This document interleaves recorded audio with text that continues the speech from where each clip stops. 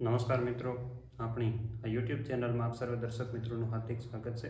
દોસ્તો, આજે ચર્ચા કરવાની છે ઘઉંના જે પરાળ છે એને બાળતો અટકાવીએ અને એમાંથી સોના જેવું ખાતર બનાવીએ.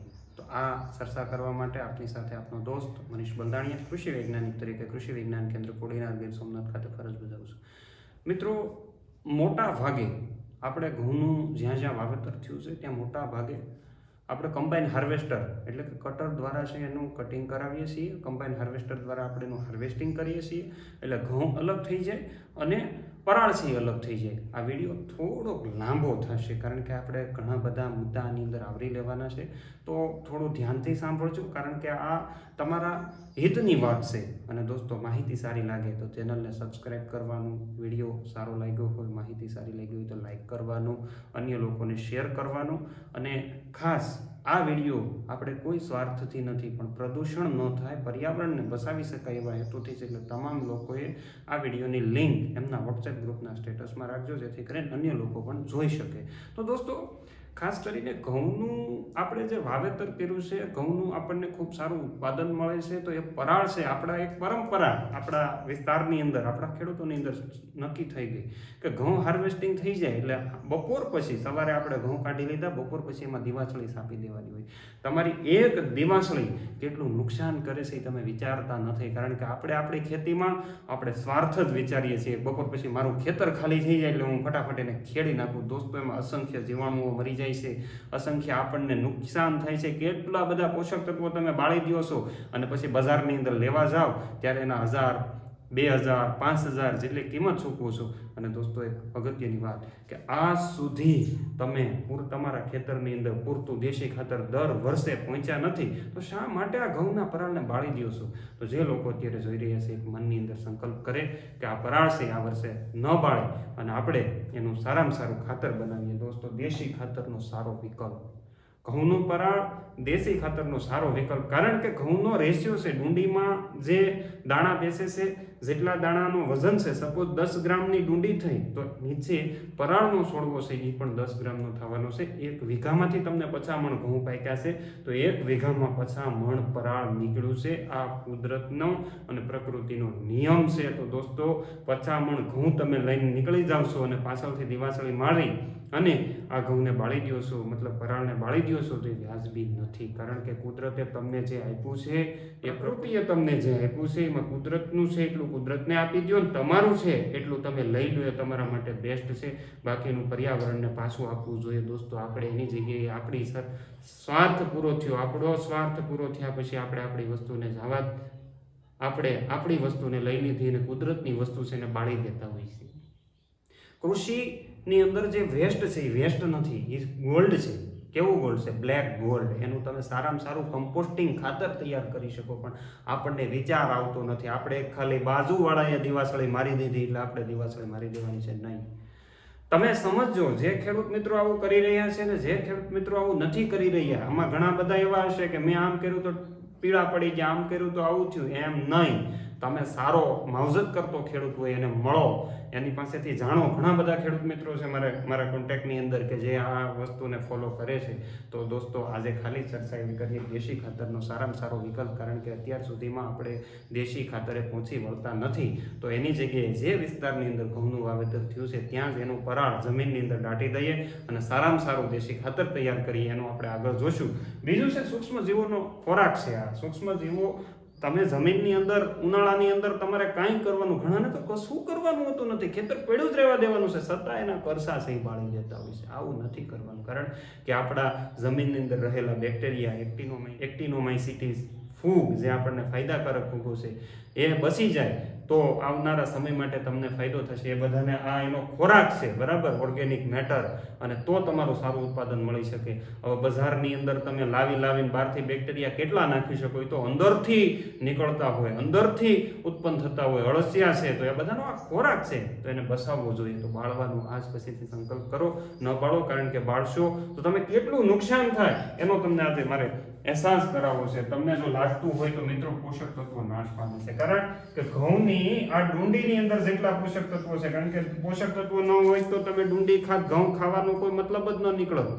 આપણે છે આપણી શક્તિ શેમાંથી આવે તો કે ઘઉંની રોટલી, બાજરાના રોટલા, એમાંથી શક્તિ આવે. એમાં કાર્બોહાઈડ્રેટ હોય, એમાં પ્રોટીન હોય, એમાં વિટામિન હોય, એમાં એમિનો એસિડ હોય. તો આની અંદર નહીં હોય, એ કુદરતે જ બનાવેલું છે, આની ઉપરથી જ પાક્યું છે. તો આની અંદર પણ carbohydrate, protein, vitamin, carbon, hydrogen, oxygen બધું જ આની અંદર હોય છે. તો એ આપણે જમીનને આપવાનું છે, એની જગ્યાએ આપણે બાળી અને નાશ કરી દઈએ છીએ, એટલે પોષક તત્વોનો નાશ થાય છે. આની અંદર નાઇટ્રોજન છે એ બળીને નાશ થઈ જાય છે, આની અંદર કાર્બન છે એ બળીને નાશ થઈ જાય છે, આની અંદર ફોસ્ફરસ છે એ બળીને નાશ થઈ જાય છે. તમે જોજો આગની અંદર કોઈ પણ વસ્તુ નાખો બધું બળીને ખાક થઈ જાય. ક્યારેય વધેલું ખરું? કોઈ તમે 100 કિલો લાકડા બાળો ત્યારે 2 કિલો રાખ નથી થતી દોસ્તો. તો એ કેટલું બળીને તમારું હવામાં વયું ગયું. અને તમે જોજો બળે ને બળતું હોય ને એની માથે આમ હાથ રાખવો, અહીંયા હવાનું પ્રેશર લાગતું હોય. કેમ? આ બધા પોષક તત્વો ઉપર જતા હોય, એટલે બાળવું એટલે પોષક તત્વોનો નાશ. આની અંદર પોટાશ 1 વીઘે મતલબ 1 ટન તમે જ્યારે આ પરાળ બાળો છો ત્યારે 25 કિલો જેટલું જે ડાયરેક્ટ પોટાશ, આપણે એને પોટાશ કહીએ કે જે છોડ લઈ શકે એવો પોટાશ, એ નાશ થઈ જતો હોય છે. તો એને બાળવું અટકાવવું જોઈએ. બીજું મિત્ર જુઓ નાશ પામે છે જે જમીનની સપાટી ઉપર રહેલા બેક્ટેરિયા હશે, અળસિયા હશે. કારણ કે તળતપો તો તમને લાગે છે, તમે બાજુમાં નથી ઊભા રહી શકતા, આવડું મોટું શરીર છે. તો ઓલા તો સૂક્ષ્મ જીવો છે જે નરી આંખે દેખાતા નથી. તો આવા બેક્ટેરિયા, ફૂગ છે, આપણે કામની વસ્તુની વાત કરીએ છીએ, માઇકોરાઇઝા છે. તમે માઇકોરાઇઝાનો ખર્ચો કર્યો તો હવે એને બસાવીને આગળ મલ્ટીપ્લાય કરી શકાય. તો આ બધું છે એનું નાશ પામે છે, એટલે સૂક્ષ્મ જીવો છે એ નાશ પામે. કાર્બન ઉડી જાય છે. અત્યારે દુનિયા આખી કાર્બન સિક્વેસ્ટ્રેશન પાછળ દોડે છે કે જમીનની અંદર જેટલો કાર્બન વધારે છે. સમજદાર છે જે લેબોરેટરી કરાવે ને એને ખ્યાલ હશે, કાર્બન જેટલો વધારે એટલું ઉત્પાદન સારું આવે. તમે વિચાર્યું નહીં હોય, ઘણા બધા અમારા સુધી પ્રશ્ન આવે કે ભાઈ ઓસ્ટ્રેલિયાની અંદર ઉત્પાદન સારું મળે, ચાઇનાની અંદર ઉત્પાદન સારું મળે, તો ઇન્ડિયાની અંદર કેમ નહીં? તો ત્યાં એના દેશની અંદર એક મોનિટરિંગ સિસ્ટમ હોય કે ત્યાં જો આવું કોઈ બાળે તો એને દંડ ફટકારવાની અંદર આવતો. અરે આપણા પંજાબની અંદર તમે જાઓ, તમે એની પોલિસી વાંચી લ્યો. પંજાબની અંદર તમે 2.5 હેક્ટરથી વધારે વિસ્તારની અંદર બાળો એટલે તમને 15,000 કરતાં વધારે દંડ આવે. એની કરતાં ઓછું બાળો તો તમને 2,500-3,000નો દંડ આવે. ઉપરાંત તમારી જે 7/12 છે સેટેલાઇટની અંદર તમારું જે મેપિંગ થયેલું છે ત્યાં લાલ અક્ષરે લખી દેવામાં આવે, તમને ક્યારેય સહાય ન મળે. આવી સરકારની પોલિસીની જોગવાઈ છે. એટલે તમારે પણ ખાસ કાળજી રાખવાની જરૂર છે. આપણા ગુજરાત રાજ્યની અંદર નથી એનો મતલબ એવો નથી કે આપણે આડેધડ બાળી દેવું જોઈએ દોસ્તો. તો એ લોકોને એટલે સારું ઉત્પાદન મળે. પંજાબમાં ઘઉં થાય એવા આપણા રાજ્યની અંદર નથી થતા, કારણ કે એની પાછળ ઘણા બધા કારણો જવાબદાર હોય. તો કાર્બન ઉડી જાય તો એ આપણા માટે, કારણ કે આ 1 ટન પરાળ બાળો એટલે તમે 580 કિલા કાર્બન છે એ ઉડાડી દીધો. દોસ્તો યાદ રાખજો, કાર્બન પાછળ દોડતા માણસે એકવાર આ વિચારવું જોઈએ, પછીનું પ્રદૂષણ ફેલાય. તમે જોયું હશે કે એટલો બધો ધુમાડો અમારા કુડીનારની અંદર આ જ્યારે આ ઘઉંની નીકળવાની સિઝન શરૂ થાય, ફૂલ ફેઝની અંદર હશે ને, સવારના પોરમાં વિઝિબિલિટી 0 થઈ જાય. ગયા વર્ષના મારી પાસે ફોટોગ્રાફ્સ હશે તો હું તમને બતાવું, બરાબર? વિઝિબિલિટી 0 થઈ જાય. આવી પરિસ્થિતિ આપણા આ જિલ્લાની અંદર થઈ જાય છે. તો વિચારો કેટલું પ્રદૂષણ આપણે કેટલું બાળતા હશું. તો એ બધું મોટું નુકસાન થાય છે. પ્રદૂષણ થાય તો અટકાવી શકાય. એટલે ખાસ તમારે કાળજી રાખવાની છે. પરાળને છે બાળવાની જગ્યાએ જો એનું ઇનકોર્પોરેશન એને જમીનની અંદર નાખવામાં આવે તો દોસ્તો કાર્બનનું ઉમેરણ કરી શકાય. 1 ટન પરાળ 1 વીઘાની અંદર 50 મણ ઘઉં પાકે એટલે તમે 580 કિલા ચોખ્ખો કાર્બન થાય. એટલો ચોખ્ખો કાર્બન તમે જમીનની અંદર એડ કરી શકો. એનું વિઘટન થાય, એમાંથી હ્યુમિક બને, હ્યુમસ બને, ફોલ્વિક બને. આ બધું બજારમાં લેવા જાવ તો તમને મોંઘું પડે. એક કંપનીનું છે એ તમે લેવા જાવ કાર્બન, એની અંદર 22% કાર્બન આવે. 1 લીટરનો ભાવ 750-800 રૂપિયા છે. એમાં 220 ગ્રામ કાર્બનના તમે 750-800 રૂપિયા આપ્યા તો 580 કિલાના રૂપિયા ગણી લેજો, તમને ખ્યાલ આવશે દોસ્તો. એટલે કાર્બનનું ઉમેરણ કરવું, જેટલો કાર્બન વધારે છે એટલું સારું ઉત્પાદન મળી શકે. ઉપરાંત જમીનની અંદર તમે જો પરાળનું ઇનકોર્પોરેશન કર્યું છે તો જમીનની ભેજ ધારણ શક્તિ વધારી શકાય, જમીનની પોરોસિટી વધારી શકાય, જમીનમાં હવાની અવરજવર સારી થાય, ભેજ ધારણ શક્તિ સારી થાય. ઉપરાંત મૂળનું ડેવલપમેન્ટ, જો ભેજ ધારણ શક્તિ પોરોસિટી સારી છે તો મૂળનું ડેવલપમેન્ટ સારું થશે તો આગળના પાકનું ઉત્પાદન સારું એવું લઈ શકાય. પણ આનું પ્રોપર મેનેજમેન્ટ કરવાનું છે. આડેધડ કોઈ પણ વસ્તુ કરવાથી આપણને ક્યારેય ફાયદો થતો નથી. ઉત્પાદનની અંદર વધારો કરી શકાય. જેટલા મૂળ ડેવલપ થાય એટલું ઉત્પાદન સારું થાય. અને સૂક્ષ્મ જીવાણુનો ખોરાક મેં આગળ પણ તમને કીધું કે અળસિયા છે શું ખાય, તો કે ભાઈ ઓર્ગેનિક મેટર આવે ક્યાંથી, તો કે પરાળ એડ કર્યું અથવા દેશી ખાતર નાખ્યું. દેશી ખાતરની વ્યવસ્થા આપણે પશુપાલન કરતા નથી, ઓછું થઈ ગયું, ઘણું બધું ઓછું થઈ ગયું. તો દેશી ખાતર આપણી પાસે હવે છે નહીં, તો તમે કે ભાઈ હવે આને ખાલી ઊંઘાડો કાર્બન, તો એ ઊંઘાડે આ અળસિયા ન રહી શકે. બેક્ટેરિયા, આપણે જે રાઇઝોબિયમની વાત કરતા હતા, થાયોબેસિલસની વાત કરતા હોય, ફોસ્ફરસ સોલ્યુબિલાઇઝિંગ બેક્ટેરિયા, જે આપણા કિંમતી બેક્ટેરિયા છે, એ બેક્ટેરિયા અંદર છે આપણા માટે અગત્યના હોય. એ સિવાયની એક્ટિનોમાઇસિટીસ છે, બીજી જે ફૂગો છે કે જે અન્ય આપણને નુકસાનકારક ફૂગોને જે ખાઈ જતી હોય, તો આપણે એનું જે પિયર છે એને પિયરને આપણે એને ખેતર ખાલી ન કરવું જોઈએ. એટલે દોસ્તો બાળવાનું છે. તમે જોજો ઈંટુના ભઠ્ઠા જ્યાં ઈંટુનું મતલબ ચણતર થાય છે, ઈંટુ જે વિસ્તારની અંદર પાડવામાં આવે છે એ ભઠ્ઠાની નીચે 4-4, 5-5 વર્ષ સુધી કોઈ પાક ઉગતો નથી. એની પાછળનું કારણ છે કે ત્યાં કોઈ સૂક્ષ્મ જીવો નથી. એટલે દોસ્તો ખાસ કાળજી રાખજો. બીજું, ખેડૂતોના તર કેવા છે બાળવા પાછળના, ખેડૂતો કેમ બાળી દે? તો ઘણા બધા ખેડૂતોના મંતવ્ય જાણ્યા પછી એવો ખ્યાલ આવ્યો કે ખેડૂતો છે એ ખાસ કરીને એવું વિચારતા હોય છે કે જો આ હું બાળી દઉં ને તો મારું ખેતર ઝડપથી સાફ થઈ જાય ને મારે કાલ ફટાફટ વાવેતર થઈ શકે, અમારા ખેતરની અંદર નિંદામણ નાશ થઈ જાય. દોસ્તો વર્ષોથી તમે બાળતા આવ્યા છો, તમારા ખેતરમાંથી હજી નિંદામણ નાશ નથી થયું. એટલે આ વાત તમારી મને નથી ગળે ઉતરતી, બાકી તમને જે લાગતું હોય. બીજું, ખેડૂત કે મારે ફૂગ આવી જાય, કેવું કે ખેડૂતનો વિચાર એક એવો હોય કે આ હું અંદર દાટું ને એટલે ફૂગ આવી જાય, તમારી ભૂલ છે એટલા માટે ફૂગ આવી ગઈ, નહીં તો ફૂગ ન આવે. મગફળીની અંદર કોઈ તકલીફ નથી થવાની.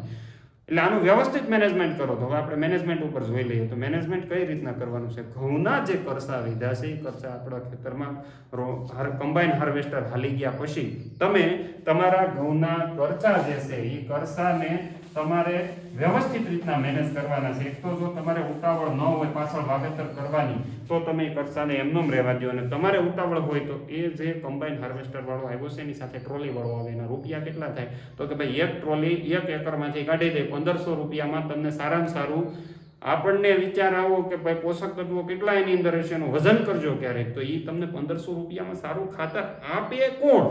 એટલે તમારા ખેતરની અંદર જ્યાં કરચા ઊભા છે આ કરચાને કાં તો તમે ટ્રોલીથી કાઢી લો, તમારે ઉતાવળ હોય ને તમારે ઉતાવળ ન હોય તો 5-7 દિવસ સુધી એને પડ્યા રહેવા દો.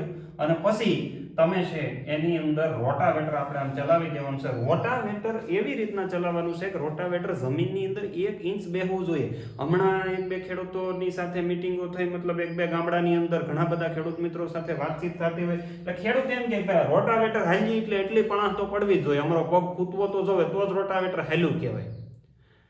હવે મિટિંગની અંદર રોટાવેટર વાળો ભાઈ બેઠો તો એ કે સાહેબ પણ આ માનવા જોઈએ ને, એટલે 1 ઇંચ તમારા કરસાનો ભૂકો કરવો હોય તો 1 ઇંચ જ રોટાવેટર જમીનમાં હાલવું જોઈએ. જમીનની અંદર જો રોટાવેટર 4 સેન્ટીમીટર 5 સેન્ટીમીટર કે 4 આંગળ નીચે હેલું તો આનાથી રોલ થઈ જાય, આ બધું જમીનની અંદર જાય ને પાક પીળો પડે, પાકની અંદર ફૂગ લાગે, કારણ કે કાચું કોહવાયા વગરનું અંદર વયું ગયું છે, કાચું વયું ગયું. એટલે આનો ભૂકો કરવા માટે 1 ઇંચ જ રોટાવેટર જમીનને ખાલી અડીને જ હાલવું જોઈએ. આ ભૂકો થઈ ગયા પછી તમારે જો માફક આવતું હોય તો તમે ક્યારા કાઢી નાખો, માફક ન આવતું હોય તો તમારે છે એની અંદર યુરિયા નાખી દેવાનું છે. કેટલું? તો કે ભાઈ આ રોટાવેટર હાલી ગયા પછી 1 એકરે 25 કિલો યુરિયા છે એ આપણે આપી દેવાનું છે. યુરિયા એટલા માટે કે આની અંદર 580 કિલા કાર્બન છે. હવે આનું હળતર ત્યારે જ થાય કે નાઇટ્રોજન અને કાર્બનનો રેશિયો જળવાય. હવે પાક પીળો પડે ને એટલા માટે પીળો પડે કે આને હેડવવા માટે સૂક્ષ્મ જીવાણુઓને જે નાઇટ્રોજનની જરૂરિયાત પડે એ જમીનમાંથી ઉપાડી લે જો એની પાસે ન હોય તો. એટલે હવે નાઇટ્રોજન ન મળવાના કારણે પાક છે એ પીળો પડે, ને પીળો પડતો પાક છે એ ઉત્પાદન સારું ન આપે. એટલે કાર્બન નાઇટ્રોજનનો રેશિયો બનાવવા માટે આપણે 25 કિલો યુરિયા 1 એકરની અંદર આપી અને પછી આછું એવું પાણી આપી દો, તમારું તમામ પરાળ પડી જશે એની હું તમને ખાતરી આપું છું.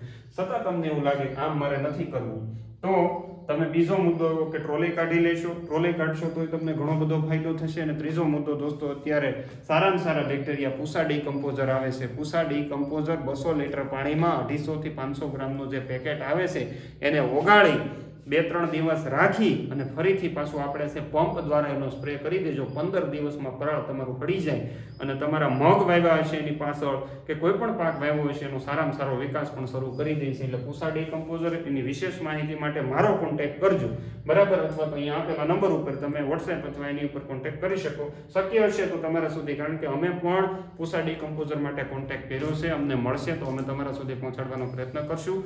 એટલે શક્ય હોય તો મારો કોન્ટેક્ટ કરજો, તો મારા પાસે હશે તો હું તમને પહોંચાડવાનો પ્રયત્ન કરીશ. પછીનું છે વેસ્ટ ડીકમ્પોઝર. બજારની અંદર ગાઝિયાબાદ ઓર્ગેનિક રિસર્ચ સ્ટેશન દ્વારા જે ડેવલપ કરવામાં આવેલું છે કે ભાઈ એ વેસ્ટ ડિકમ્પોઝરનું કામ પણ ખૂબ સારું છે. બેરલની અંદર વેસ્ટ ડિકમ્પોઝર તૈયાર કરીને 1 એકરે 200 લીટર પાણી જો આપવામાં આવે તો પણ ખૂબ સારો એવો ફાયદો થાય છે. યુરિયાની આપણે વાત કરી દીધી. પાણી શક્ય હોય પાછળ જમીન પડી રહેવાની હોય ને આ વખતે તો પાણીની થોડીક સુખ સુવિધા છે. હું તો એવું માનું કે આની સાથે મગ અડદ ભેળવીને વાવેતર કરીને 1-2 પાણી આપો, સારામાં સારો લીલો પડવાશ પણ થઈ જશે અને આ વસ્તુ પણ સારી થઈ જશે. એટલે રોટાવેટર મારી અને આ વસ્તુ જો કરવામાં આવે તો પણ પરિણામ સારા મળે છે. જેને મગ અડદનું વાવેતરની ઉતાવળ હોય એ ટ્રોલી કાઢી લઈને, ટ્રોલી ન કાઢવી હોય ને પૂસા ડિકમ્પોઝર વાપરશો તો પણ તમારું સારામાં સારું રિઝલ્ટ મળવાની શક્યતા છે. એટલે દોસ્તો ખાસ મારી તમને એક નમ્ર વિનંતી છે, કારણ કે આપણે જેટલું પરાળ કાઢીએ બાળીએ છીએ એ આપણે જેટલા ઘઉં કાઢ્યા ને એટલું જ છે. તો એટલું ખેતરમાંથી ખોદી લ્યો ને એટલી માટી તો તમને ખબર, તમે 2 ટ્રોલી ઘઉં તમારા ખેતરમાંથી થયા ને જેસીબી ભરીને પાછું એટલું જ માટી કાઢી લો, કેવડો ખાડો પડી જાય. તો એટલું જ આ મહત્વનું છે, કારણ કે આની અંદર સંપૂર્ણ પોષણ છે. જે તમે બહારથી લઈ આવો યુરિયામાં તો કે એકલું નાઇટ્રોજન ડીએપીની અંદર નાઇટ્રોજન ને ફોસ્ફરસ 20-20-0-13 લઈ આવ્યા, નાઇટ્રોજન ફોસ્ફરસ અને ખાલી સલ્ફર. એટલે ઘણાના મગજની અંદર કીધો ડીએપીની 2 થેલી નાખી દઈશું, એમ નહીં યાર. આ બધાની અંદર પોષક તત્વો છે. તમારી અંદર તો ખાલી 2 જ તત્વો તમે લઈને નાખો છો. એટલે સારું પોષણ માટે થઈ અને ખાસ મારી એક વિનંતી છે દોસ્તો, તમે આનો વ્યવસ્થિત રીતના મેનેજમેન્ટ કરશો અને પાકના જે અવશેષો છે એને જો સળગાવવામાં ન આવે તો વધારે સારું. અને જે લોકો કદાચ ટ્રોલી કાઢી લે છે અને એના ઢગલા કરી એની માથે માટી નાખી દેવાની છે, એક જગ્યાએ એમાં પાણી આપવાનું છે અને એમાં વેસ્ટ ડિકમ્પોઝર અથવા પૂસા ડિકમ્પોઝર આપો, ખૂબ સારા પરિણામ મળશે. આવી મારી તમને અપીલ છે કે આ વસ્તુ જો ન કરવામાં આવે તો વધારે સારું. દોસ્તો માહિતી સારી લાગી હોય તો શેર કરવાનું નહીં ભૂલતા. અને એક મહત્વની વાત કે ઘઉં કાઢી લીધા પછી તમારે કદાચ સારાની શોર્ટેજ હોય તો સારા માટે કાળી જુવાર બજારની અંદર લૂઝ પેકિંગની અંદર આવે છે. અહીંયા જે બતાવી રહ્યું છું એ પ્રકારના લૂઝ પેકિંગની અંદર આ કાળી જુવાર જે આવે છે એ કાળી જુવાર તમારે છે ઉપયોગ કરવાની છે, કારણ કે પેકિંગની અંદર આવતી કાળી જુવાર ઘણીવાર વેરાયટી અમારે જે નિશાન હતું એ નિશાન ઉપર તમે ચૂકી જાઓ અને તમને સારું ઉત્પાદન ન મળે. આવા ઘણા બધા ખેડૂત મિત્રોની ટૂંક સમયની અંદર આવેલી ફરિયાદ છે. તો દોસ્તો કાળી જુવારના નામે ઘણી જગ્યાએ અલગ અલગ વસ્તુ પેકિંગની અંદર આવતી હશે, તો લૂઝ પેકિંગની અંદર આપણા જ ખેડૂત મિત્રો દ્વારા પકવેલી જુવાર તમારા સુધી પહોંચાડવાનો પ્રયત્ન કરીશું. એની વિશેષ માહિતી માટે અહીંયા આપેલા નંબર ઉપરથી અવશ્ય કોન્ટેક્ટ કરજો. અસ્તુ, આભાર, જય હિન્દ, ભારત માતા કી જય.